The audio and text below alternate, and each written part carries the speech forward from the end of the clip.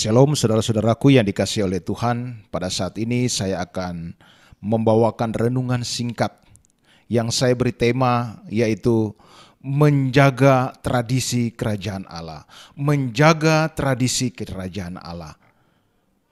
Nah, saudaraku yang dikasihi oleh Tuhan, tema ini saya dasari dari Injil Lukas. Injil Lukas pasalnya yang ke-6 ayat 6 sampai 12. Ada pepatah yang mengatakan demikian, saudara. Di mana bumi dipijak, di situ langit dijunjung tinggi. Apa artinya?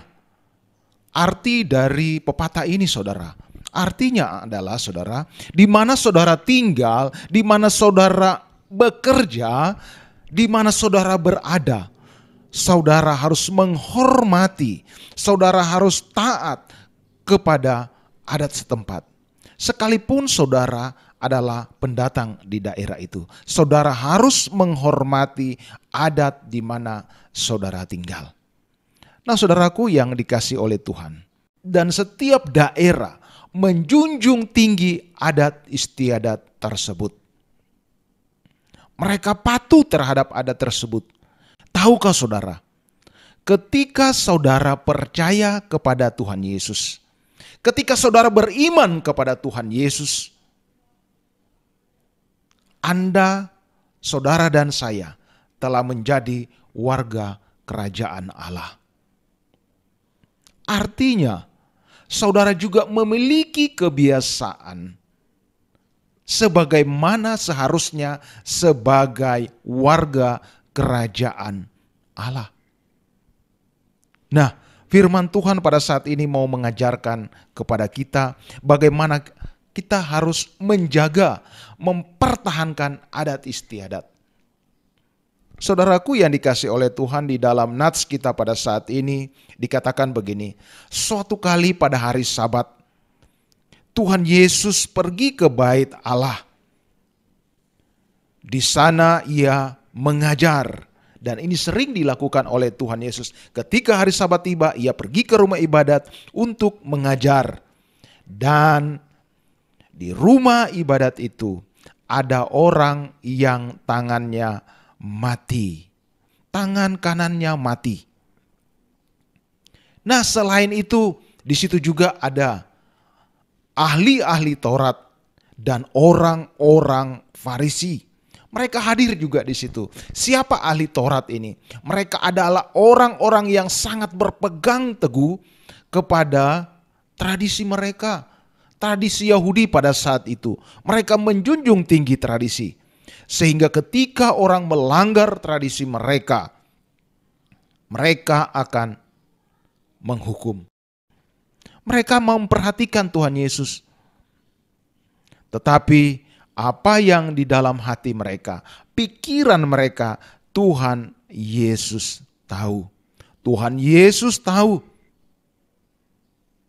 Dan pada saat itu apa yang dilakukan oleh Tuhan Yesus? Dia memanggil orang yang mati tangan kanannya tersebut. Ia menyuruh bangkit. Ia menyuruh berdiri. Yesus berkata kepada mereka, "Aku bertanya kepada kamu, manakah yang diperbolehkan pada hari Sabat? Berbuat baik atau berbuat jahat? Menyelamatkan nyawa orang atau membinasakannya?" Saudara, Tuhan mengkonfirmasi kembali adat mereka. Mana yang harus dilakukan? Apakah hanya mentaati Sabat? Sementara orang yang akan membutuhkan pertolongan dibiarkan. Waktu Tuhan Yesus ingin menyembuhkan orang yang sakit ini, dia tahu ada tantangan yang besar, ada persoalan yang besar yang akan ia jumpai. Karena ia atau Tuhan Yesus melanggar adat kebiasaan mereka pada saat itu, yaitu melakukan penyembuhan pada hari Sabat. Karena hari Sabat adalah hari yang mereka junjung tinggi, yang mereka khususkan. Tidak boleh melakukan aktivitas yang lain. Sehingga ketika Tuhan Yesus menyembuhkan orang itu, apa yang terjadi? Mereka sangat marah. Di dalam ayat yang ke-11 dikatakan maka meluaplah amarah mereka. Saudaraku yang dikasihi oleh Tuhan, ini adalah tantangan yang dihadapi oleh Tuhan Yesus pada saat itu. Bagaimana ia datang ke dunia, ia membawa pengajaran yang baru. Ia tidak merombak tradisi pada saat itu, tetapi ia menyempurnakan saudara dan saya, sebagaimana apa yang dialami oleh Tuhan Yesus. Ada penolakan, ada tantangan. Tuhan Yesus tidak mundur. Ia tetap melaksanakan tugasnya demi kebenaran. Bagaimana seharusnya menjaga status kita, menjaga adat kita sebagai orang percaya. Apakah kita akan ikut arus? Atau kita tetap mempertahankan kebiasaan kita sebagai orang percaya? Saudara, ini tidak mudah.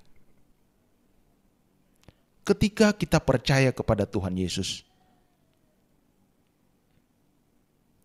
kita harus menjadi cermin bagi orang lain.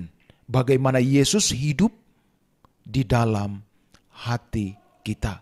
Bagaimana Yesus hidup di dalam setiap tindakan kita. Sehingga orang lain juga boleh mendapat berkat. Melalui kita, orang lain juga mengalami anugerah Tuhan. Apa yang dilakukan oleh Tuhan Yesus ketika ia mendapat tantangan? Tuhan Yesus datang berdoa kepada Bapanya di sorga. Semalam-malam ia berdoa kepada Allah. Saudara dan saya juga mengalami tantangan. Sama-sama kita mengalami tantangan. Tetapi satu hal, saudara, di dalam pergumulan, di dalam tantangan kita menjalani kehidupan kita sebagai orang Kristen, jangan lupa tradisi kita. Apa tradisi kita yang diajarkan oleh Tuhan? Yaitu datang kepada Tuhan, datang sujud kepada Dia, datang bermohon kepada Dia. Bukan kita lari, tetapi kita datang kepadanya. Ini adalah satu kebiasaan yang diajarkan oleh Tuhan. Dewasa ini ada begitu banyak tantangan. Oleh karena itu saudara, mari satu hal, kita datang kepada Tuhan. Kita memohon belas kasihan Tuhan, hikmat Tuhan. Agar benar-benar kita hidup sesuai dengan kebiasaan kita sebagai orang percaya. Ini yang harus kita pertahankan saudara. Dan kita memiliki tradisi, yaitu mengandalkan Tuhan. Ketika saudara berada dalam tantangan, saudara jangan lari. Saudara jangan putus asa. Tetapi datanglah kepada Tuhan.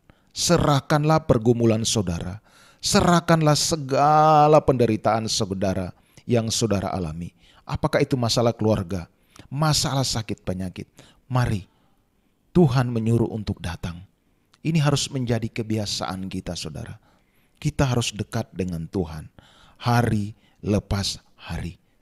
Inilah adat kebiasaan kita sebagai orang percaya yang harus kita pertahankan, yang harus kita pegang teguh.